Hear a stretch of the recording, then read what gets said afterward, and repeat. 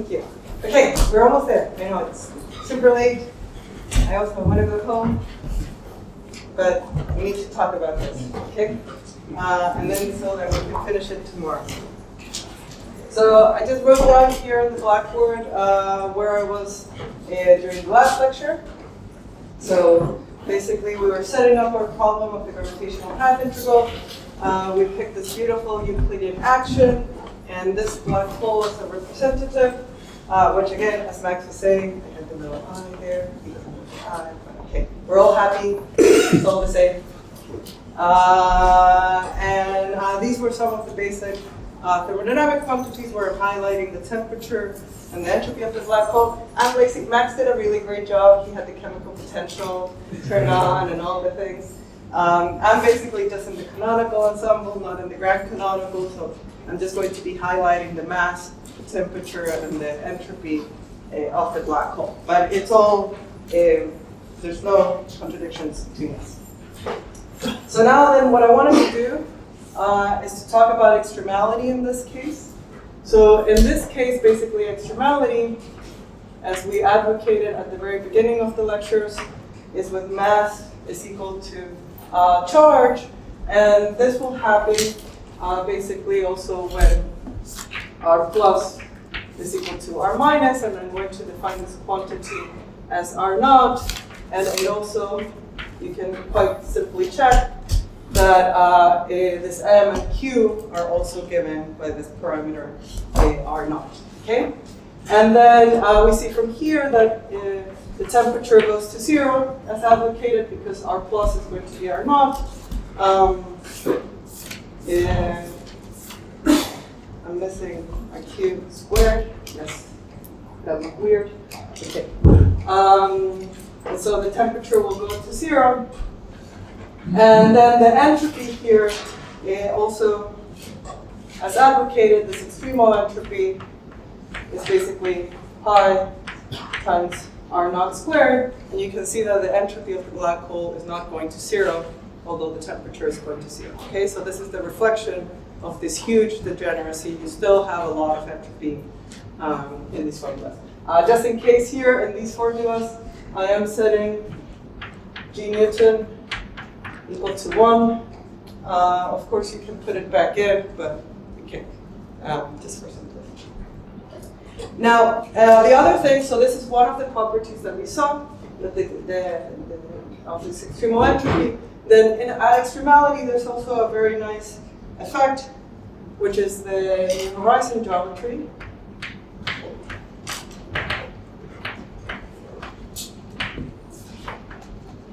So in this case, I can zoom in into the horizon, so I can redefine a new radial variable, rho, like this. So I'm going to redefine the radial variable in terms of basically this new variable r. And this here I introduce a parameter lambda, where I'm going to take this parameter lambda to 0, okay? Very soon. So you can see that if lambda goes to 0, then I'm zooming in into the position of the extremal horizon, R naught. I'm also going to rescale time, right? With some abuse of notation, I'll still call time t, but basically time is going to be rescaled by a factor of 1 over lambda. And so then if you grab the metric for the extremal black hole, and take the limit lambda going to 0. Okay, so this is just a coordinate. You can think of it as just a coordinate transformation. The resulting line element. Oh, I was told that I need to put my tablet far away from the microphone.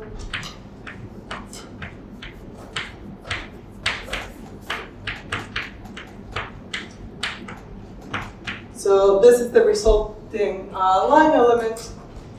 And this geometry is basically the geometry, where are my little colors? This is the geometry of ADS2 that we also mentioned in the introduction of these lectures, and this is the metric of S2. Okay, So the near horizon geometry of this black hole is ADS2 times S2. And this is where you see the enhancement of symmetries. Okay, so I was talking that extremal black holes have additional symmetries in the near horizon. That comes from this factor. Now here you will find 3 killing vectors associated with this geometry. Before you just had dt, shifts in time. So in this, if you look at this portion of the metric, you only have like the shifts in time. And of course, you have rotational symmetry of the sphere. Now here, you still have the rotational symmetries of the sphere, but in addition to shifts in time, there's also 2 additional killing vectors that give rise to this ADS2. Okay? And this is the throat. So again, going back to the picture, when I was telling you extremal black holes basically have this cartoonish picture, and this ADS2 times S2 is this part over here. What this parameter lambda is doing is basically making you zoom in into that throat. Okay? So that's what's going on in this case. And here, just to be clear, this radius of ADS2 is R0, and the radius of the 2 sphere is also R0. So a little quiz. Why is the radius of the ADS2 the same as the radius of the 2 sphere?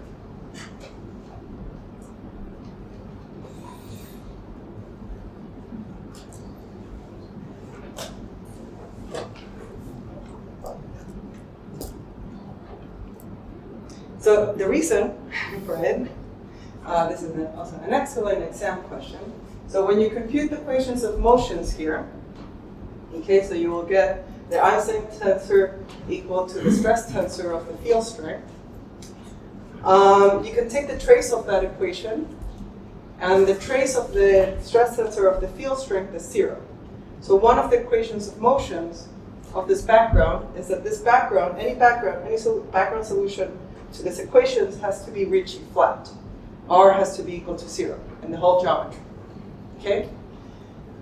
And so if this has negative curvature, you have to balance it against something that has positive curvature. But the sum of the 2 curvatures has to be 0. So that's why these 2 space-times has the same radius of curvature. Okay?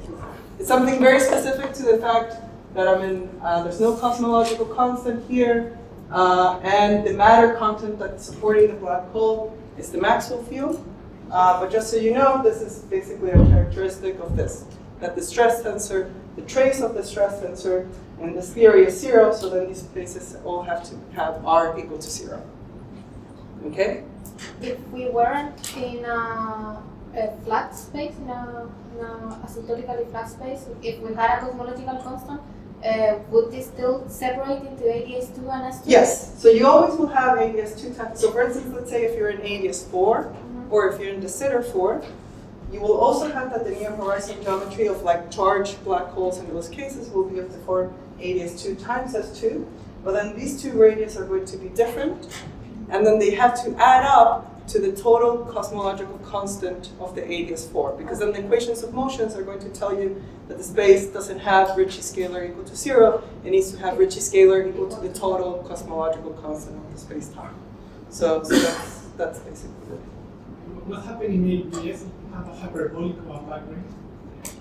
It's possible to have. So that's an excellent question. So if you have something here that does not have positive curvature, you can't satisfy the Einstein's equations.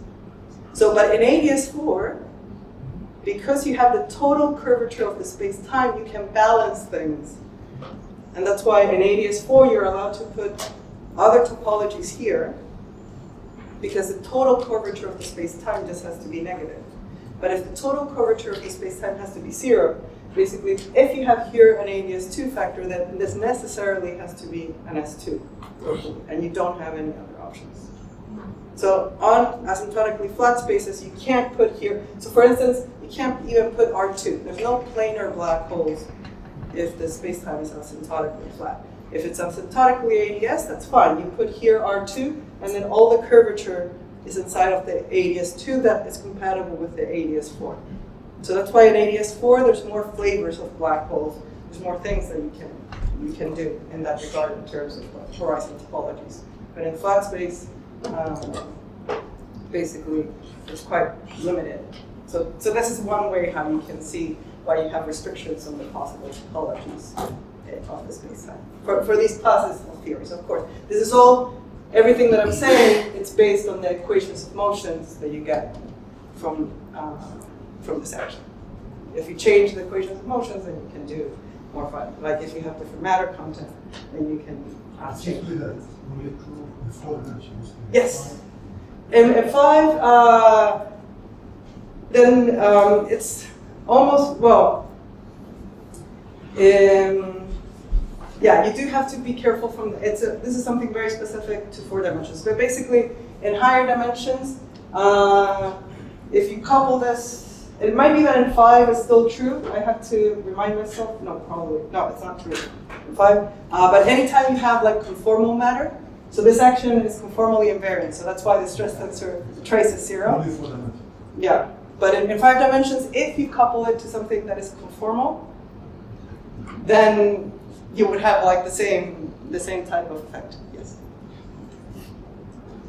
But okay. Very good. So that's the geometry. And now what I want to do, the next thing, just to also tie it to the other property that I discussed, and this closes this first chapter, is to talk about near-extremality. Just very quickly.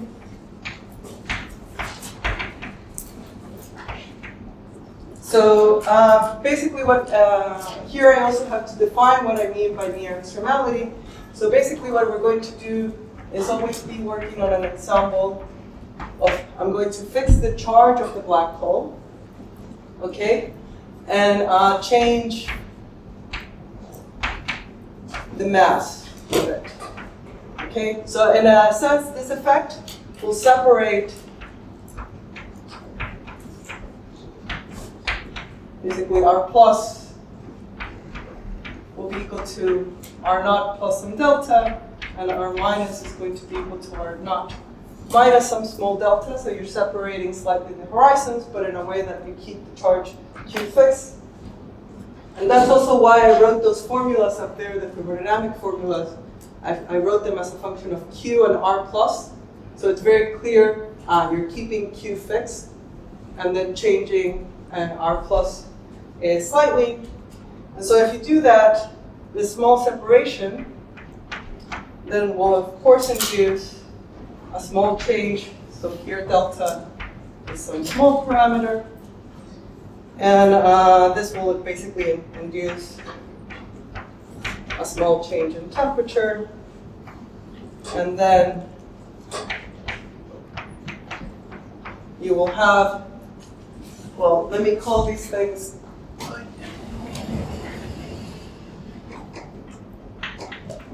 the extremal values of the mass and the charge.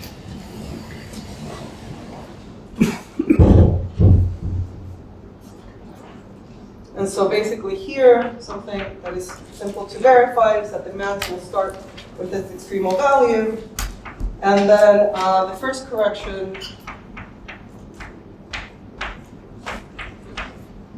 the first response of the mass is going to go like temperature squared, okay, and then plus corrections, and then the entropy will go like the extremal entropy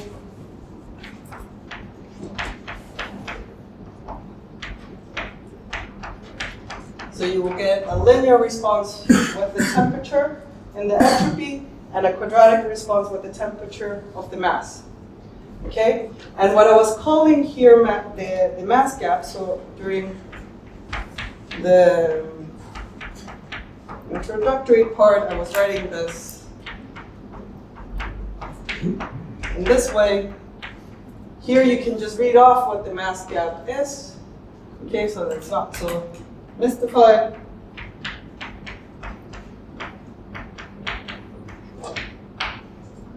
It's basically that quantity. Okay?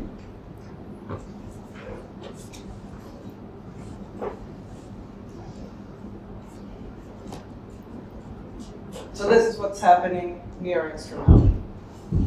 Okay. There's much more that you can say about the black hole near extremality, but this is what I need. Good. So this concludes what I wanted to describe about like the classical part of the black hole, okay? The tree level part of the black hole. So we have the solution, we have its thermodynamics, we're full experts on how to get all of these quantities, because you have 2 lectures telling you all about how you get these quantities. And so now what we're going to do is say, let's look at the quantum corrections. Okay, so the second chapter, let's talk about quantum corrections. Okay. And so what I'm going to do when I start talking about quantum corrections, I want to start doing this. You can do it also for the general black hole, for the non-extremal one. But let me just start with it's a little bit easier just from the point of view of presentation. Let's start talking about the quantum corrections for just the extremal black hole. I'm just going to facilitate some of the formulas, and then you will see it will be easier for me to show you what's happening here. So there's a punchline that I want to say here, which is quite important, and it's a bit nicer to just say it in the extremal case, okay? So what's the point here? So we want to evaluate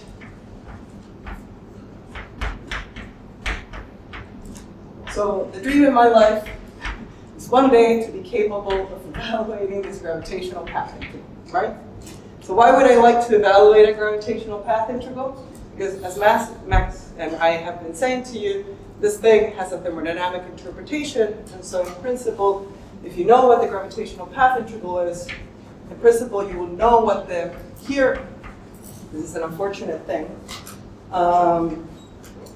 here by pH, I don't mean Bekenstein-Hawking, I will mean the black hole entropy. In a sense, what we're hoping for is that we know that this formula starts with an area divided by 4g Newton, and there should be corrections. And if I'm capable of enough computing all of those corrections, ideally, I should be able to recognize this as the logarithm of some number of microstates. Okay? So basically, what Max was calling this function omega is dependent on E and Q. That's a dream. Right? We're very far away from it. This lecture is not about I managed. Why would the corrections include the first? Why would you expect with the correction to understand the omega for the background? To understanding, why would I expect this? I would understand that if you go to the corrections and you say, and I can understand the contribution to the new conclusion, I can understand in terms of microstates. Good. Why would you expect to be able to explain the microstate of the background just by looking at the corrections? Not but in principle, so it's a whole thing, right? I'm basically trying to understand, let me put it differently. I'm trying to understand what was the path integral, like the statistical partition function that I was supposed to compute, such that in your first arrow, I was getting this as a result. So what was the microscopic, what was that sum over energies in Q's that basically told me, this was the saddle point answer, and then there's corrections, of course, to the saddle point away from the thermodynamic regime. So what is that statistical system that had discrete states for which the answer of the saddle point approximation was this plus corrections? Okay, and so the corrections usually should give you a hint of the discreteness, basically, of what was the quantum system behind it, right? So this is like a universal part. So in a sense, from what the black hole tells us is that this is the universal part. and then trying to understand the UV completion of quantum gravity, so what is the discretization of this theory, is basically what's common to these dot bands. Okay? So, in some sense, the question from this is, so this is dictated, these corrections, in principle,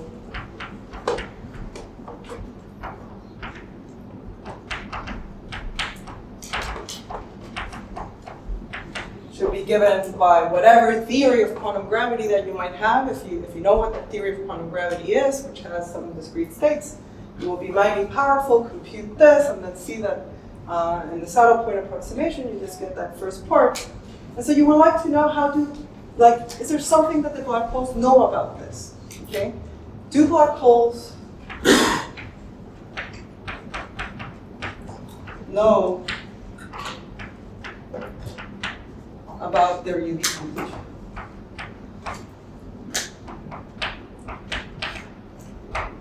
Now, naively would say, from a point of view of effective field theory, you would say, no, they don't. UV completed however you want. Okay? It's an unrenormalizable theory. It will depend sensitively on which corrections you add. Who knows what it's going to be? Usually that's the law. Okay?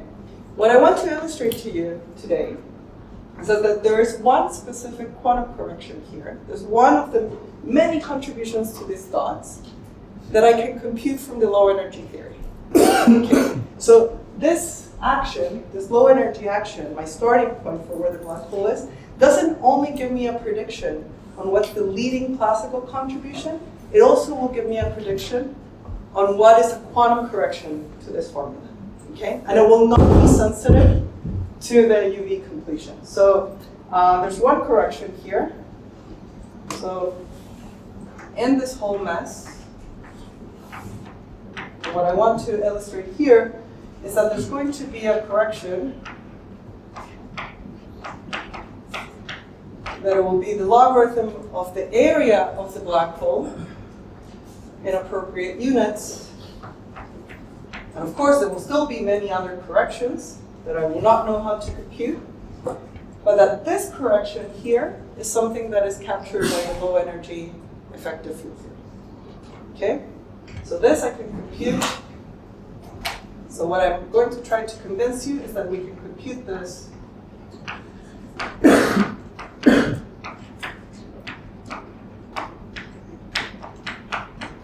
effective R. Sorry, Ale, can you rewind 1 minute and repeat that? I didn't get what you meant at the beginning. So that's the black hole know about the UV completion. What was the answer? It will know a little bit. A little bit. In the sense that it will give me, it doesn't only tell me that the leading part is A over 4, so the semi-classical answer, we all know this, right? From what we learned from last lecture. We know how to, what's that? I know, but he's smart. He can catch up. He'll, No, I was somewhere else because Max made me go. So usually you expect that if you just have the two derivative theory, that the two derivative theory will only tell you about this part, right? And you'll be like, that's it. And then anything else that you want to say about the quantum entropy of the black hole will depend on how UV complete this. Okay, so the point was that it does depend on the UV completion. But this term, my point is that the two derivative theory, in addition to making this prediction, it also makes a prediction about that guy. So the low energy EFT will basically, doesn't just tell you this, it will tell you both corrections at the same time. Okay? And this correction, the reason why I'm obsessed about it, it's because this is a correction that in the context of ADS CFT, you can match with a CFT. And there is information, there's microscopic information on what this number, this calligraphic C that I'm calling here, has to tell us about what the microstates are. The point is that only depends on the low energy diffusion freedom. Yes. But it's also sensitive to different theories. Exactly. Because this will depend basically on what was my two derivative action that I put up there. Regardless if the black hole is charged under it or not. So if I have any like additional fields in my theory, that will affect what this number is. And that's are you going to quite tell us why it's always log of the area or not? No. What I'm going to tell you is why this correction, why the log of the area only depends on the IR. That's what I want. That's going to be my punchline. Hopefully. Fingers crossed. Okay? So what I want to illustrate is that you only need to know the low energy theory in order to get this. And then we'll discuss some properties of this quantity. Okay? I'll try to highlight some of the features here. Okay, so this is the first thing that I want to do. So you will rule out with quantum gravity with this. Ashok Sen ruled out loop quantum gravity using this. And he didn't do it well, of course. So he pioneered this whole industry of computing these logarithmic corrections. He started with extremal black holes, supersymmetric cases, because there was a prediction from string theory on what this correction was, and he matched it beautifully. And then he also showed that it works as well for finite temperature black holes, non-extremal black holes. And then he computed what the answer should be. And the only thing that in loop, I'm being recorded. One of the things that in loop quantum gravity, they claim to be able to make a prediction of is what this log correction is. And it was the wrong number. So it did not match. So that's why Ashok Sen disproved loop quantum gravity in my opinion. So, okay, but everything that I'm going to say, it's really coming from like this effective field theory point of view. Okay, so I'm not going to be using string theory, I'm not going to be using ADS-CFT. It's just basically inspecting what else can you say about the gravitational path integral if the only thing that you have access to is this low energy effective action. Okay, so the fact that you can say more than just that the black hole has an area line. Okay. So very good. So how am I going to proceed? So the way that we want to go ahead with this is as follows. So we had our beautiful gravitational path integral that was written in terms of fields and this Euclidean action. Okay, where phi I basically doesn't have to be necessarily scalar fields, it's whatever field, like in this case, it will be a Maxwell field, and how many fields you have. Okay, and so what we've been doing is expanding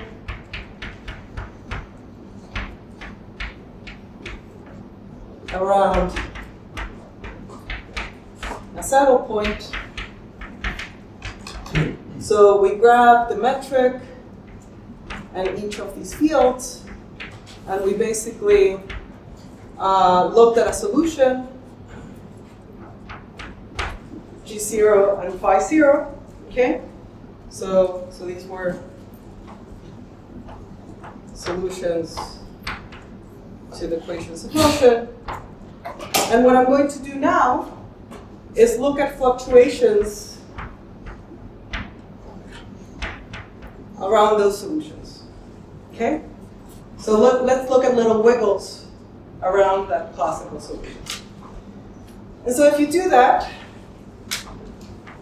and you grab your action, so here I'll be kind of schematic. You will expand this action around the solution, so let's just do it slowly. So we'll put G0 plus H, we'll put phi I0 plus phi I. And I'm going to treat these fluctuations as small and start expanding them perturbatively.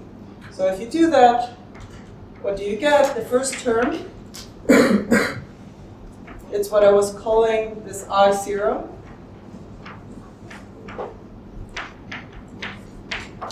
So the value of the action on gel, so this is what Max was computing, right? So that's the first term that you get in the small expansion. Then you will get the derivative or the variation of the action, if you want, times, and here is where I'm being systematic, times its fluctuations, right? Now, this is the variation of the action, of course, evaluated. Well, I'm writing I, but let me just put it emphatically. When I write I mean it's the variation of the action then evaluated on the solution. So I'm just doing a Taylor expansion. This is basically 0 because it solves equations of motion, right? And then the first term that you get in this expansion is basically, this is not word to write, it will look something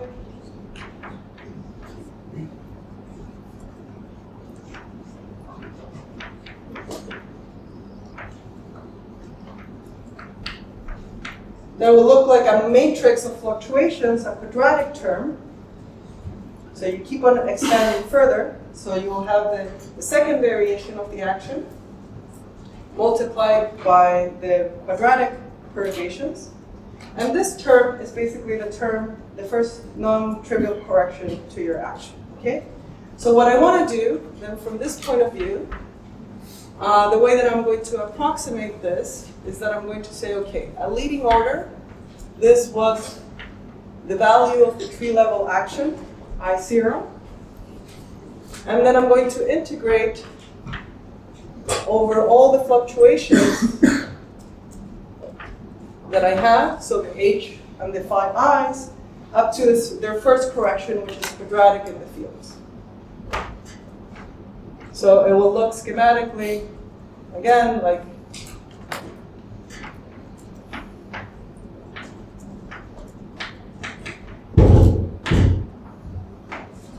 something like this, okay? Since this is quadratic in the fields, this integral is basically a Gaussian integral. Yes? Are there 0 modes for this operator? Yes.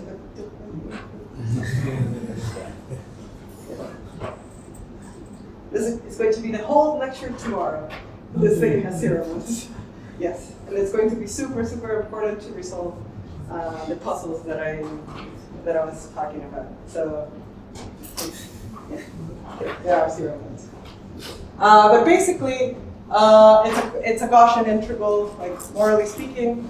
You get a Gaussian integral here. Of course, there's further corrections. So I should say you can keep on expanding this. But this is the first quantum correction that you get. This is what we call the one loop contribution to this path integral. And it's basically going to look like free fields with a specific kinetic term plugged in the middle. I'm sorry, can you write the exponent? Yeah, maybe let me write a little bit bigger. Yeah, so maybe I'll write it. Let me write that equation again for an equation.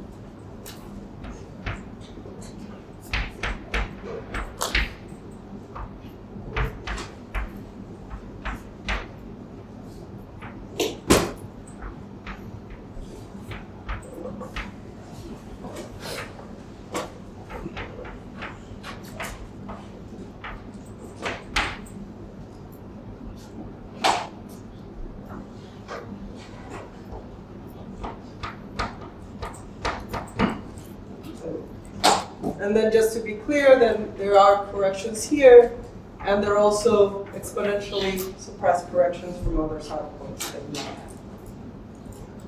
Okay? So I want to focus on this. I want to focus on this one loop contribution. So the rest of this lecture is basically understanding properties of this one loop contribution to the path integral. There's like a fly. So that depends on the background parameter? Yes. Yeah. So all of this is evaluated on a background. So whatever interactions you get, how you have to diagonalize the system, it depends on very sensitively on the background that you have. Okay. And so depending on which fields, like of course the metric will always be turned on, but then it will depend, for instance, the background field will also give you effective mass terms. So like the gauge field will like give you some kind of mass for every mode excitation that you have. If there's background scalar fields turned on or not. So it will depend on the specific black hole background. But then the fluctuations, even if the field is, for instance, even if this part is 0, for a given field, so maybe classically it doesn't have a contribution, you will still have a quantum fluctuation to it, and it will still contribute to this one loop determinant. Can we integrate them with normalized components of this? Yeah, we'll integrate our normalizable modes. Yeah. So let's do an example. Yeah. In the top one are all the curves are not randomizable. So that happens in the following correction. Yeah. So here there will be counter terms. Even this thing will have divergences. And I'll show you where you will have a divergence, like there's a divergence in the one loop computation, and then you have to add a counter term to remove the divergence. That's all, like, yes, that will all happen to us, but the point is that this thing, I don't care. And that's the thing that is amazing. So yes, in principle, so that's why if you wanted to really get everything right, yes, you have to add counter terms and you normalize the thing and then keep on going and blah, blah, blah. And yes, there will be a lot of sensitivities in this answer to that, but I want to make the point that this thing doesn't care about those details. That's basically my point. So yes, even this part here, there's a divergence and I have to do something about that divergence. Yes. I'm sorry. Phi is related to the Maxwell part. It's generic. Yeah. It's if that was the theory of the universe, yeah, it would be the Maxwell field. Okay, but that could also be a scalar field coming from Anything else that you have. expressed Yeah. energy Yeah. tensor. Couple it to anything else that you want. Can it only be a scalar field, or can it have Anything can be massive fields, can be P forms, Okay. whatever you think that your theory has its matter content. Okay. Everything, all goes. Okay. In string theory, infinite many towers of fields, all of them. Okay. If you don't want to do string theory, that's fine. If you just have a few scalar fields, that's also all good. Okay. Very good. Great. So. As a test run, then let's maybe, I want to illustrate the properties of that one. Yeah. So I guess this is related to Max's question. Any boundary term that you would add classically to have a correct variation of the problem and for it to give you the correct free energy or the entropy or whatever, that will not play a role in No. So I guess it has to do with the fact that they're normalizable, so Yes. there will be no counter term. Exactly. You don't It will need not to. screw your Yeah. thermodynamics. Yeah. That's So all of these fluctuations are normalizable fluctuations in the geometry, and then it's also unsensitive to boundary terms. so But of course, for the tree level Of course. part, you need to we have. already did that part. Yeah. Yes. And so all the divergences there will be UV. The one that I'm going to show right now, it's a UV divergence, but yeah, I don't want to, there are things that can happen if, I'm also, I don't know, it could be that you encounter some IR divergences, but I'm sure you will, but there will be. again, they're not Nice going to affect this log A, so whatever other dragons you encounter on the way, I'm trying to convince you that those dragons will not affect my log A. We'll pretend they're not there. Yeah. So another question: do we know if the saddle point approximation is? You're assuming that there's a good saddle point approximation, but Yeah, it's an assumption. Otherwise, I have nothing to do. the action is not bounded from below. Was there some of these technicalities that sort of? Yeah, so if you want, they need gravity, especially in that sense. Yeah, so if you want, I am focusing on the correction around a classical solution. If this is the most dominant thing of the whole path integral, go with God. It's like, it's not, yeah, there can be issues like that. It's still not going to destroy the argument, but that would also tell you that then you shouldn't believe that black holes have entropy, because it also just destroys the classical part as well. So that's why I'm working under the assumption that the fact that you get this area law, which is a huge number, it's a really big effect.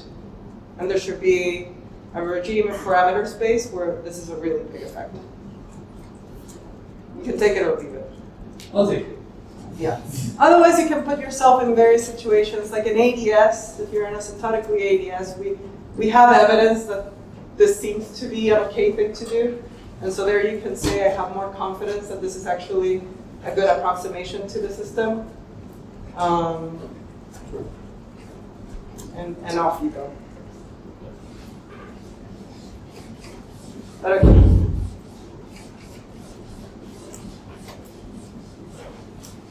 But again, I'm happy to be wrong about these assumptions. So I just haven't seen a situation like, well, as I said yesterday, there was one explicit example where an off-shell solution was a dominant contribution to a path integral in ADS3. But that's something that people are very confused about. So, but still, it could be that maybe the rules should be changed, and then everything that I'm saying just goes under. But then we have to really change a lot of our paradigm about how we understand the black hole thermodynamics as a whole. Okay, so let's just work out. So I want to get some intuition on this set one loop. So let's work out an example of a massless scalar field. Okay? So in this case, we set one loop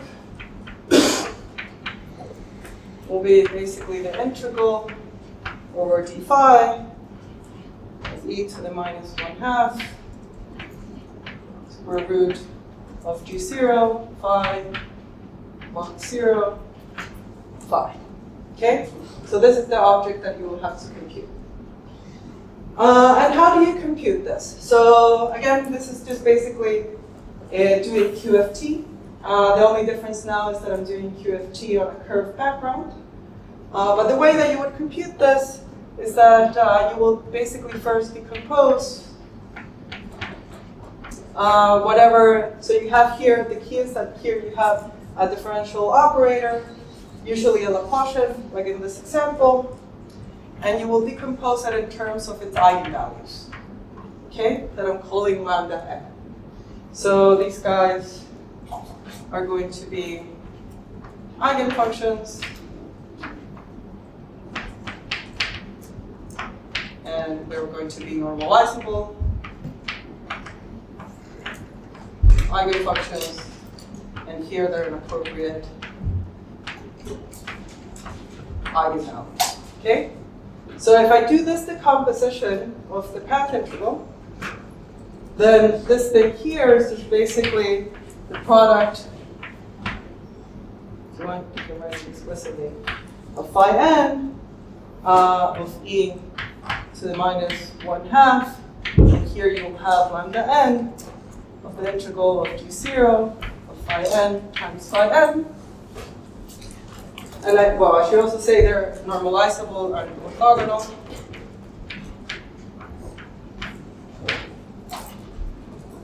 And this integral is quite simple to do. So this is just the Gaussian integral. Okay? So this integral is just basically the product up to some normalization that I'm not going to keep track of. So you will have factors of 2 pi and one some not. This is the product of the square root of the eigenvalues, and this is basically the statement that the one loop contribution to this is the determinant of whatever operator that we have to the minus 1/2. Okay? So one loop path integrals are basically determinants of the appropriate quadratic operators in function. Okay? So now this is the formula that we want to compute, so we need to have an understanding, we need to have a grasp on what these eigenvalues are. So the way, there's various methods to compute this determinant. Basically, this is where also subtleties come in, and you will start seeing the divergence. This operator, of course, has infinitely many, generically, or all the cases that I know, there will be infinitely many eigenvalues, and so that's why you get divergences in this one loop determinant. So there's various ways how to tackle this. The method that I'm going to show you to make so that we can see where the log comes from, I'm going to use what's called the heat kernel method to get to the answer. So how to compute this determinant. So we'll use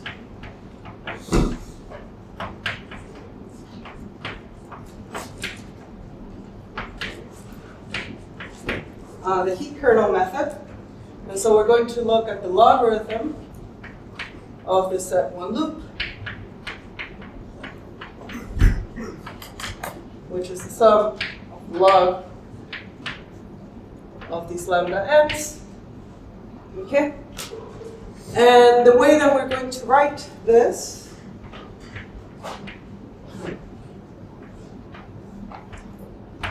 is basically by this, what's called the Schwinger trick of introducing an integral of lambda s times s. Okay? So this is just an identity. Here is where this epsilon here is basically going to be my UV cutoff. So in principle, this integral is also not well defined when s is going to 0, so I have to be careful there. But basically, formally, the logarithm of the eigenvalues, I can write it in terms of this integral over s. And what we call the heat kernel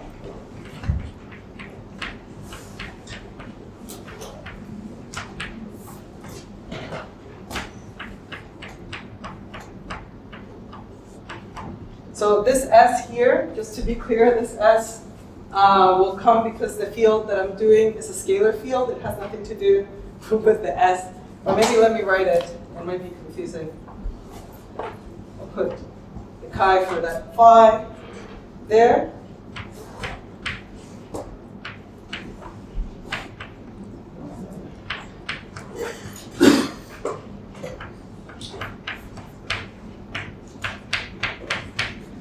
This object is defined now in this way, and it's called a heat kernel because this object satisfies the equation, it satisfies a heat equation.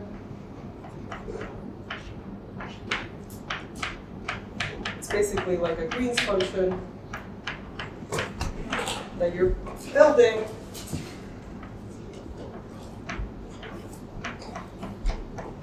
with this boundary condition. Okay? And now the object that I have here in relationship to this one, it's basically what we call, so if you integrate this,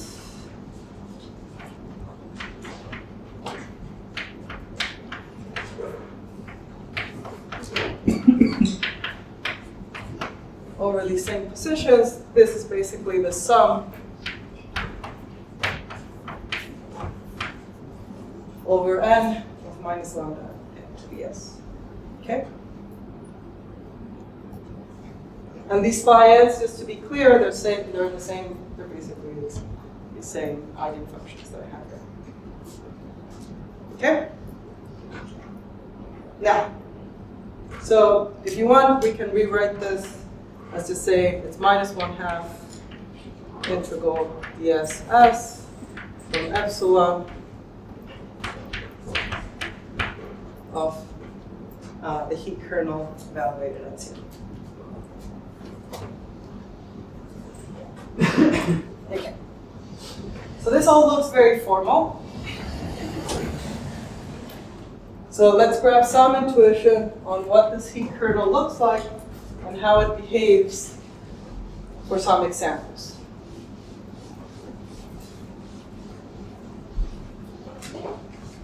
So for instance, so one example,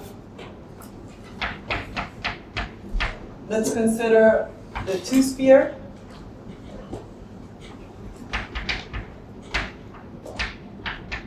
With radius L.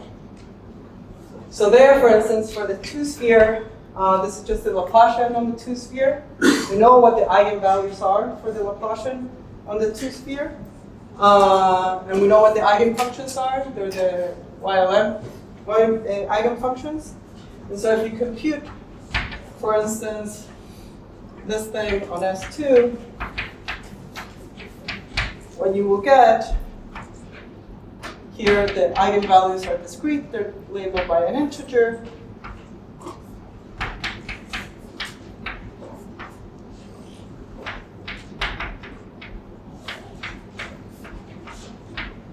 The eigenvalues are basically j times j plus 1, right? Those are the eigenvalues of the Laplacian on the sphere. And this is the degeneracy that you have for each of the eigenvalues. Done. Okay? So this is a case where it's very, you can also do it through constructing the spherical harmonics, going through the construction of the heat kernel. But basically here, I can also just guess what is basically weighting the eigenvalues, and then here by the how many times that eigenvalue gets repeated on the sphere. So, then just this. Okay? Well, J. Another example that is going to be important for what we have is ADS2. I'll also put it with radius L. In this case, the heat kernel, the eigenvalues of the Laplacian on ADS2 is not discrete, but that's fine. There's a continuum spectrum of eigenvalues, so it's a little bit more difficult to derive or to see intuitively. So you write it as an integral over d lambda of the tangent hyperbolic of lambda, and then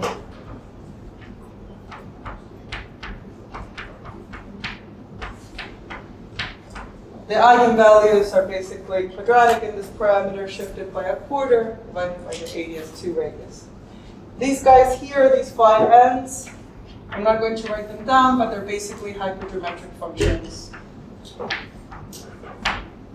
that give you the complete basis of functions that are normalized. Yes? Is there a discrete part? I do remember ADS maybe in this. No, there's not that at least in ADS2 and ADS3, which are cases that I know pretty well, and ADS4 as well.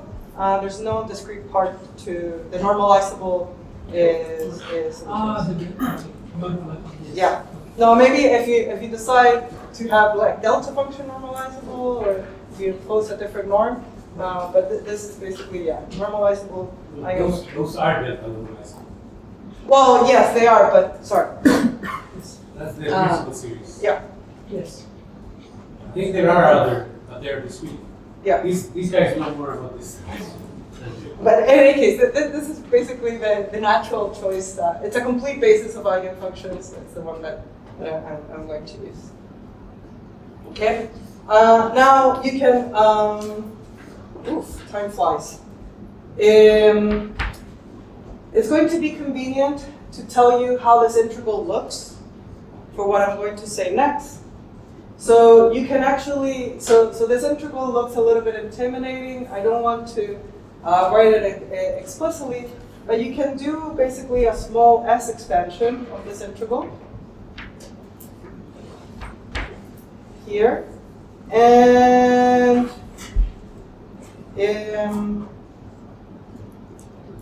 sorry.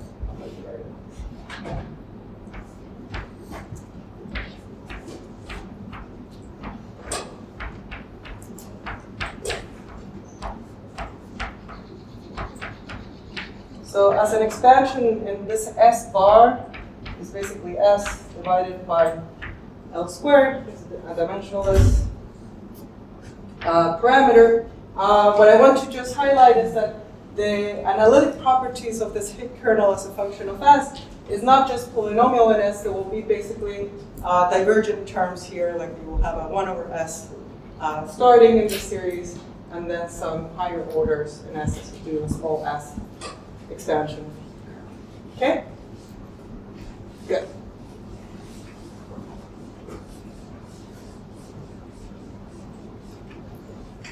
And for the sphere, you can also do this. It's a little bit more complicated, but you can also expand the heat kernel for the sphere, and you're also going to see some very similar structure in terms of the expansion in this.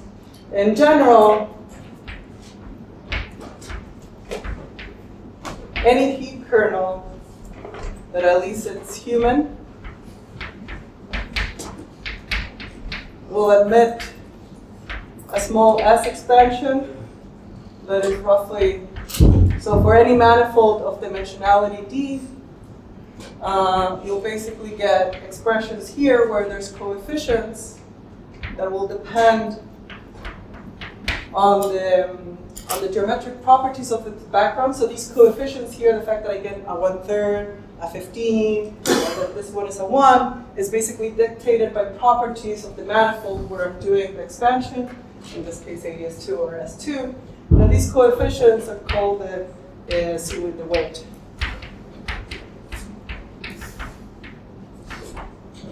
What tier? Coefficients. Okay? Great. So now, what do I do with this? So what I want to do is basically get an understanding of the set 1 loop.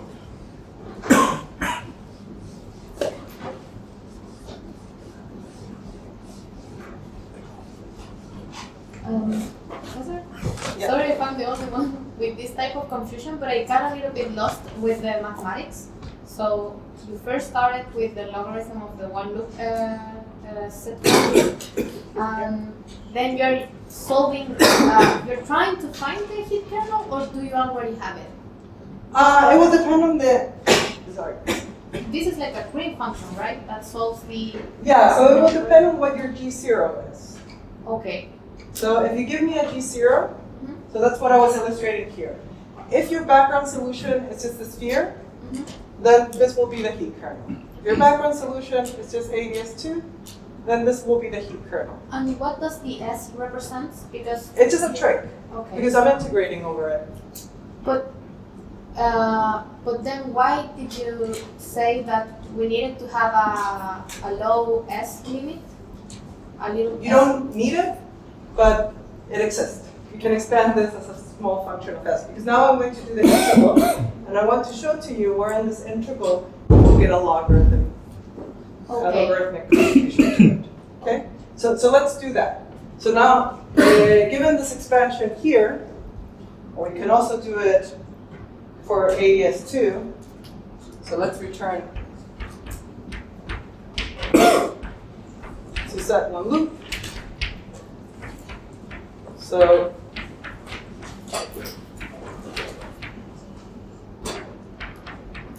I have it written there. Now I'm going to change the variables, and I'm going to write it in terms of this bar S. And let me just do it also just for ADS2, just to illustrate what's happening. You can do it for any of them. This is not going to be important.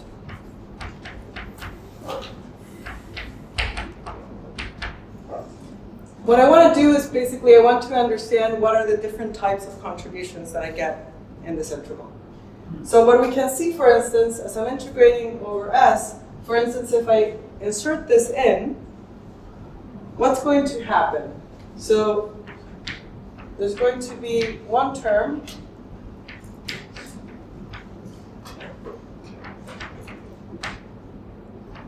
that will go basically, so here I'll have, I'll write it on 1/4, and what I'm going to have is 1 over S bar squared minus 1/3 S bar plus S bar over 15, oh sorry, 1/15 plus dot, dot, dot.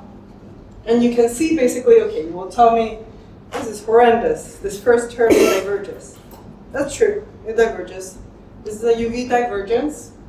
This is basically the need to renormalize like the cosmological constant, let's say. So you would add a counter term to renormalize that cosmological constant. Then this term also looks terrible more divergences. Okay, so this gives you a top. This will give you, for instance, an IR divergence. And the integral is divergent upwards. And so you will be very scary about this. But there's a term here, you can see that this guy integrates up to a log. Okay? So out of all the mess that I get here that I'm not going to really care about, there's basically one term here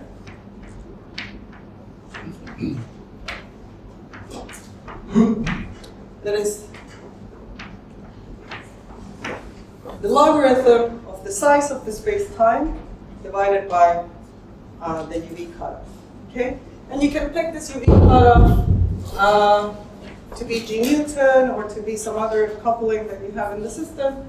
But basically, you get here something. What's important is that you get something that is the logarithm of this size. Okay? So what was the term that was important in order to get the logarithm here? So if we can see from the expression that the term that I care about in this expression to get a logarithm is a term where you don't have any S dependence in this expansion, right?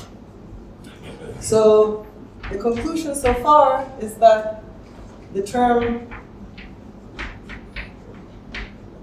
that has n equal to d over 2 in the P kernel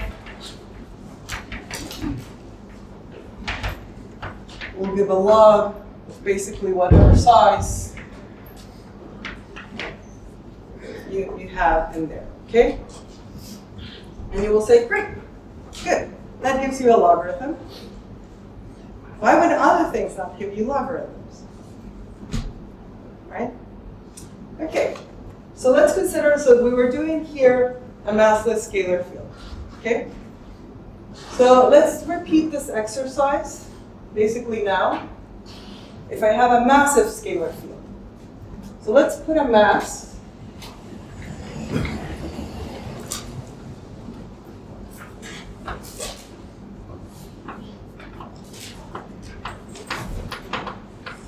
let's do a massive scalar field.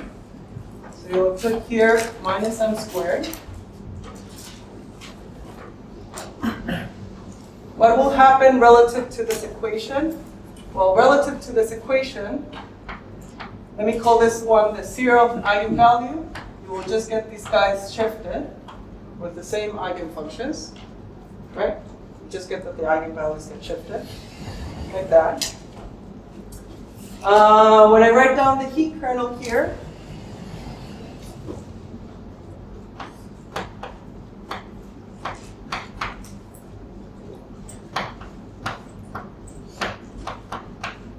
this is all that is happening.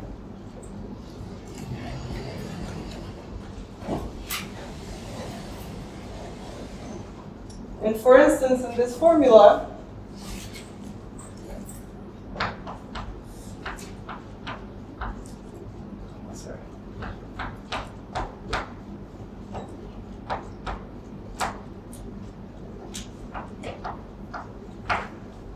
I will get a minus m squared L squared S star, right?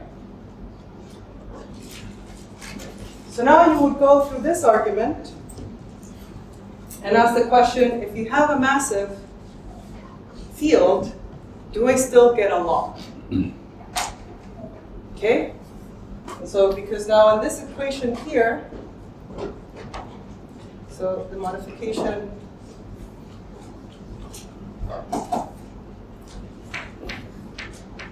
and this one is that I get here m squared, S bar. Okay? And so here's where you're going to see that two different things happen. If this mass term is very heavy, or at least heavier than the scale, so you have to compare it to the radius of curvature, basically the scale of the system, to L squared. If m squared is very big, it's actually going to remove this log L correction here. So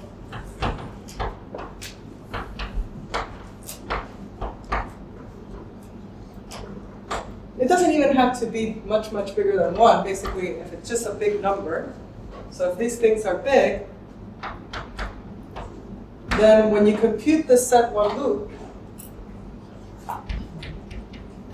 there will be a log that will show up, but it's basically going to be, as you expand this out, you're not going to get a log of L, you're going to get a log of M divided by the appropriate cutoff. Okay, so I'm not going to go through those steps because I'm running a bit out of time. There will be some logarithmic term, but it's not going to be a logarithm of the area. Now, if m squared, L squared is either less than 1 or something small, what I'll be able to do is then expand again that exponential. So I will just expand out the exponential in Taylor series in S for small values of S, and then it will give me a correction to that 1/3 that I have there.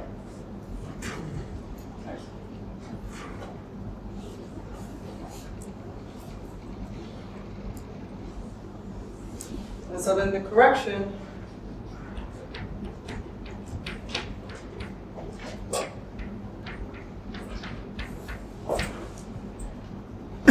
and I hope I wrote that.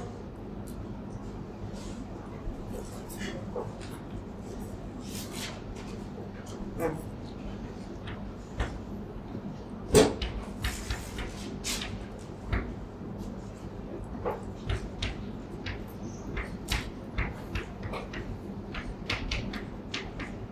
Where this F0 is basically, I'm normalizing the mass in the appropriate like ADS units that you have. Okay? So why is this important? This is basically the punchline about why I only need my low energy effective theory. What this argument is telling me is that if I do have very massive states that are coming because I'm doing some UV completion, let's say like in string theory, we know that in string theory you have some low energy line modes, like the massless modes, and then there's some massive states that are controlled by the string scale, let's say. It can be something else, it doesn't matter. It's just nice to do the analogy with string theory. But if the masses of the mode are controlled by string scale, basically you're in this regime. And these type of modes, they exist, but they're not going to give you a logarithmic correction that depends on the size of the solution. So what this argument is telling you is that the only thing that you have to care from your low energy point of view are basically all the excitations that are controlled by the size of the system. Okay? In our case, so this is why it's nice to do the extremal black hole, because L here, the size of the AES2, which was also the size of the S2, is the size of the black hole. So you only have to care about the excitations that are controlled by the size of the black hole. And usually in asymptotically flat spaces, that are just the massless fields that you have. Because any other massive excitation that might come from a UV completion is going to have other parameters. There's going to be other coupling constants that are going to tell you what sets that new scale of physics. So this is the argument that tells me I only need, for me to understand what is the total correction that depends on the log of the size of the geometry that I have in mind, the only thing that I need to keep track of are basically all the excitations that are controlled by that size. Okay?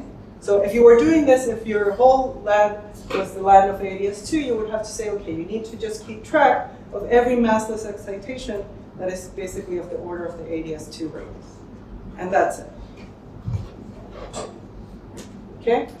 So the punchline of this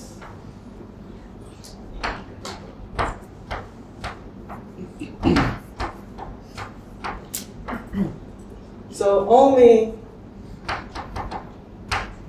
light excitations or light fields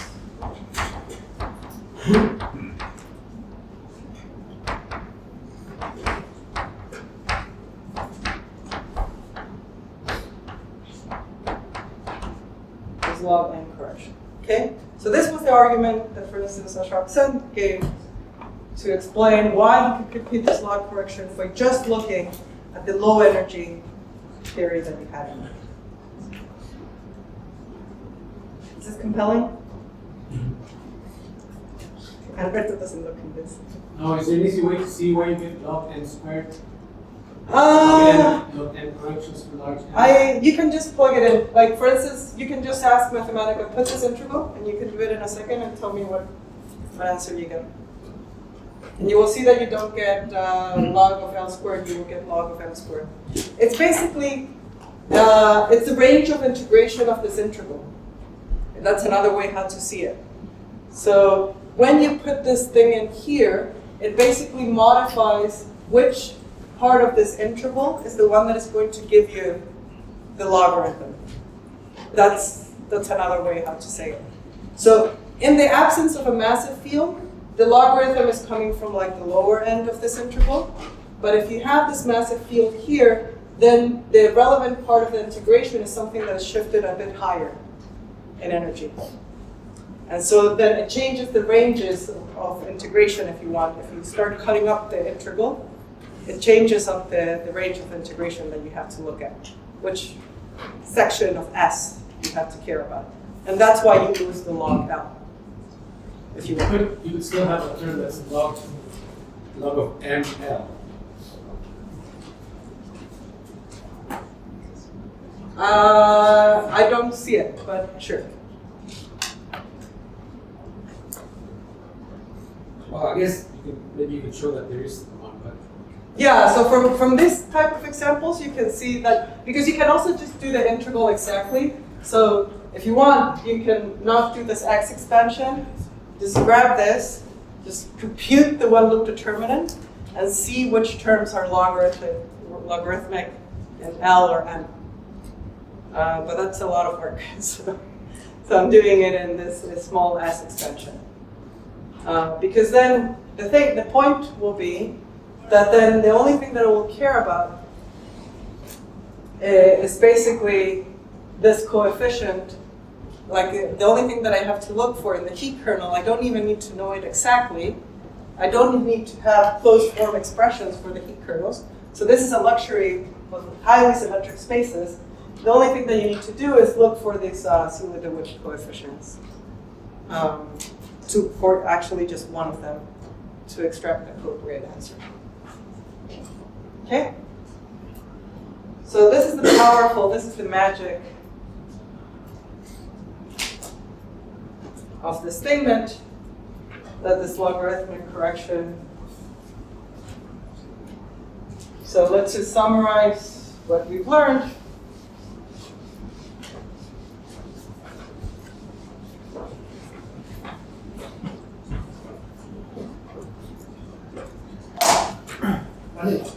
Why are you choosing the epsilon like G?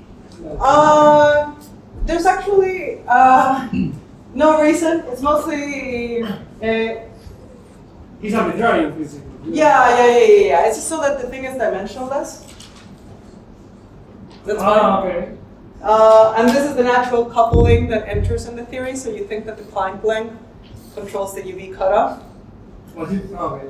But yeah, there's no.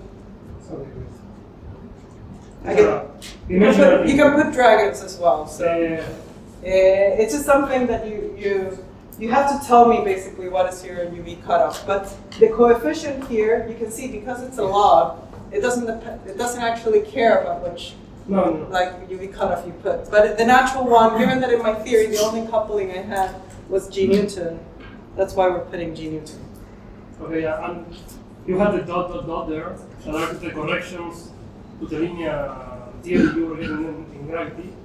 But what information is that giving you about the entropy? It should give you something, right? What is this giving me? No, the dot. Well, it depends on how I UV complete the theory. Okay. Yeah. So these are things that I can't like say universally. Like, so you will have to give me a model, and then given that model, then you can start computing those corrections. But then they are sensitive about like, oh, how do you renormalize the theory? What are you adding? What are the loops? And it's like, so they're not going to be generic.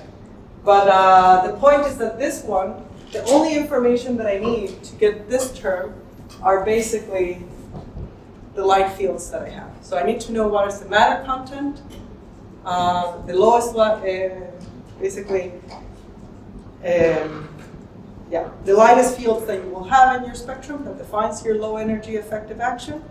And if you give me that, then I will be able to tell you what that log correction is. In an H theory, you will get there like a contribution for the H modes or something like that. Is this universal or this is gonna be? So maybe not. yeah. So if you have, let's do some commentaries that I've been throwing under the rug. So let's start wrapping up this discussion, because we're also.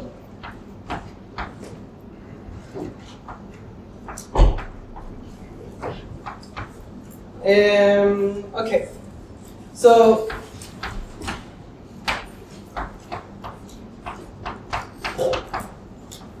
we have that this thing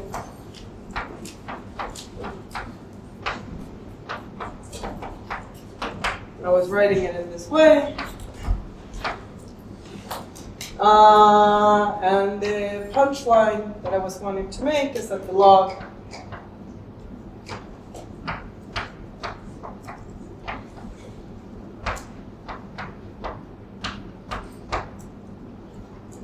from this B of d of x. So in d equal to 4,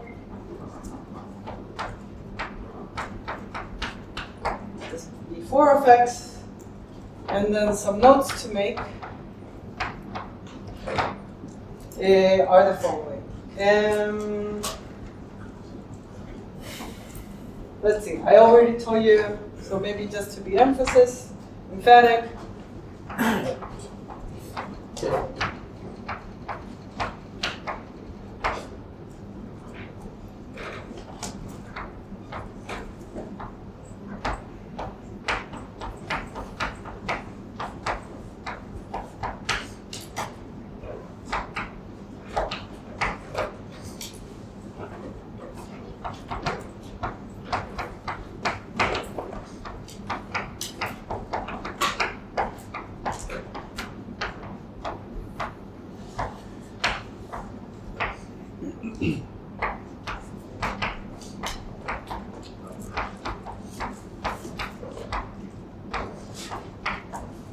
Like A. 2.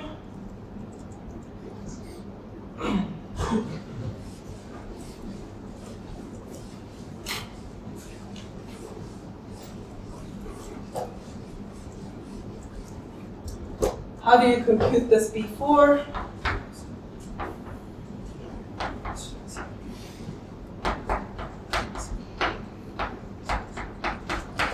So this B4,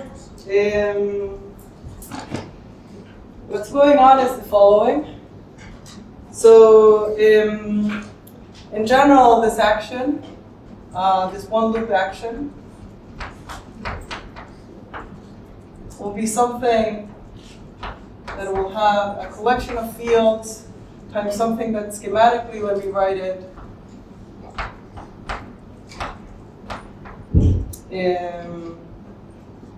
sorry, doesn't matter.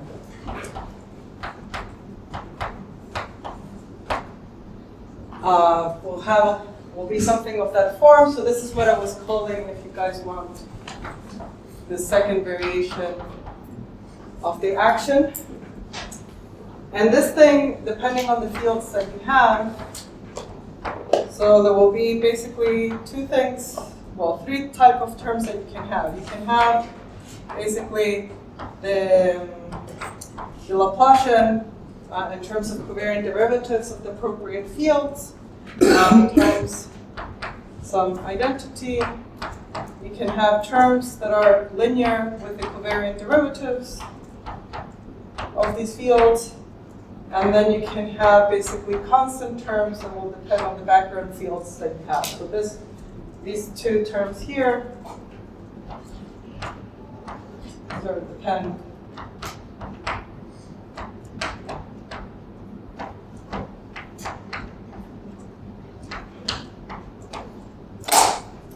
on the background, and then this is where it gets very boring and tedious. There's a lot of definitions.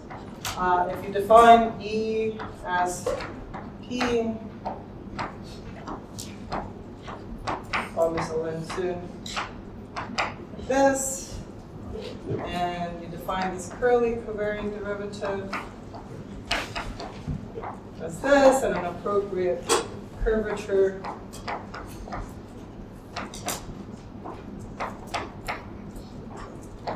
is the commutator of that, the oversuit. This is just to demystify, like, that these coefficient V's are pretty easy to compute for a given theory that you have. B4 of X is basically the trace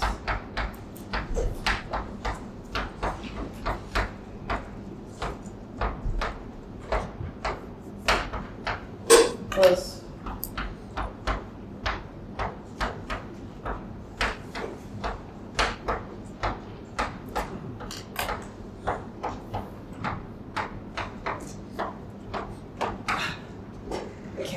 so you have to compute that thing. Okay, so you basically, you look at what you get from the quadratic fluctuations, you read off what these pieces are, and B4 is basically the trace of the contractions of that part. And all of this is evaluated with the Riemann tensor of the background, the Ricci tensor of the background, this covariant derivatives, and these things. And so for instance, if you have like the massive scalar,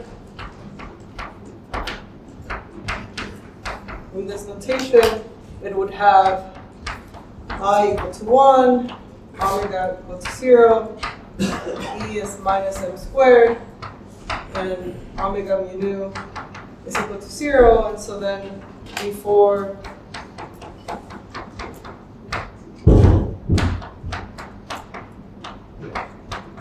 let me just write it as Riemann squared minus omega.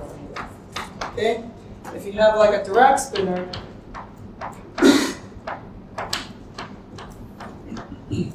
then this I is a 4x4 identity, omega mu is also equal to 0, E is equal to minus m squared 4x4, but then this omega, because the covariant derivative of the spinner has a gamma matrix in it, this guy is like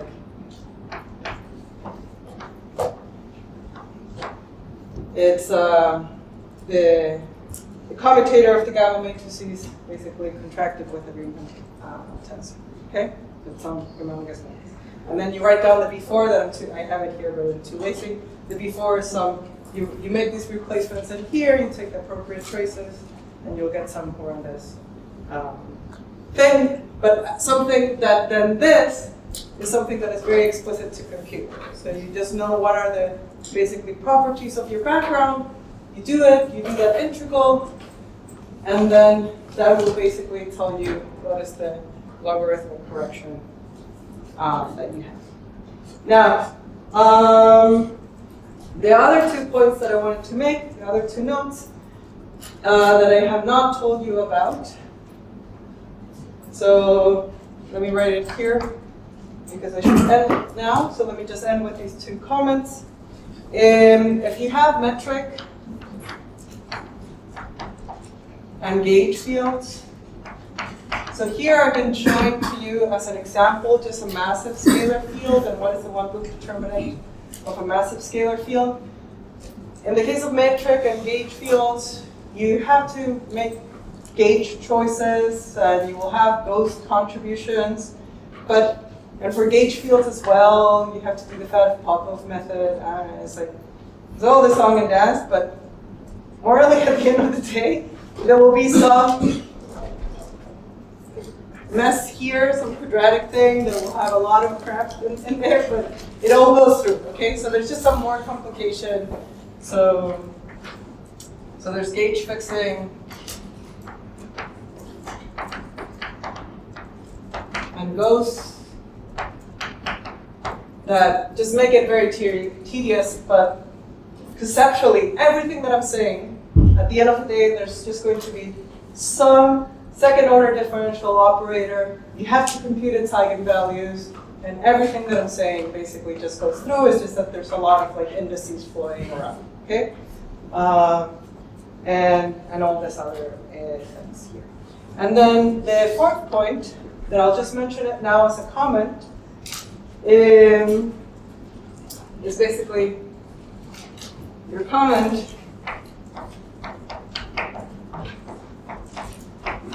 what if one of the eigenvalues is 0? And this is important. So it's not a problem, but you do have to be very careful about what you do with them. So if we look at what the path integral was to start with, so yeah, so let's just look at that formula there. Scalar fields don't have zero modes, so that's also why I picked them, because then I don't have to like highlight them. But of course, gauge fields and the metric can have zero modes attached to them. So if some of the eigenvalues here are 0, so what you would do, you would say, okay, let me separate this path integral into 2. So there will be some modes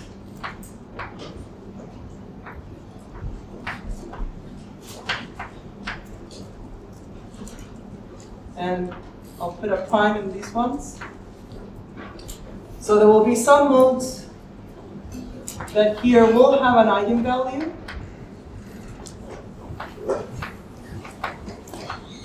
Right? But then there will be some modes that the eigenvalue is 0. And so then this is all that comes in here. Okay? Historically, the way, for instance, that Ashok did it, you do have to be very careful in understanding what is that measure, what is this integral, because this still has, this term here will also contribute to that logarithmic correction that I was talking about. Okay? It's not a complicated contribution, it still has like a coefficient that you can compute, but you do have to be careful about how you define this integral. Okay? Now, there's a way that you can do it exactly at extremality. Like, for instance, that usually if you're away from extremality, they tend to not be that problematic. It's kind of easier to deal with them.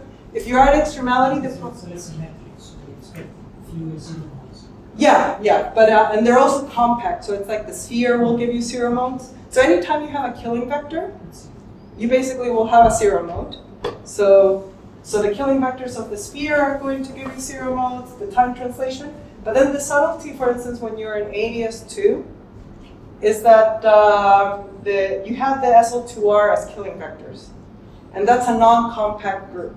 And so you have to give me a measure of like the volume of the 0 modes when the group is non-compact. So if the group is compact, then it's simpler to understand, how do you normalize this? But if the group is non-compact, then in principle, this might be a divergent integral. And so you have to understand how to regulate and extract the physical information that is controlled by the size of that ADS2. And so there's ways, like sometimes there's, that it's going to be a little bit related to what I'll say tomorrow. If you move a little bit away from extremality, then this introduces for you some cutoff. And then you can do this integral and then take that cutoff away, and then you can see what is the remaining answer. But also you can just compute it like directly in some sense. And so it's going to be basically controlled by the number of isometries that you have, and there's some expressions. But indeed, you do have to care about those 0 modes. So metric zeros. there's also the gauge field will also have 0 modes.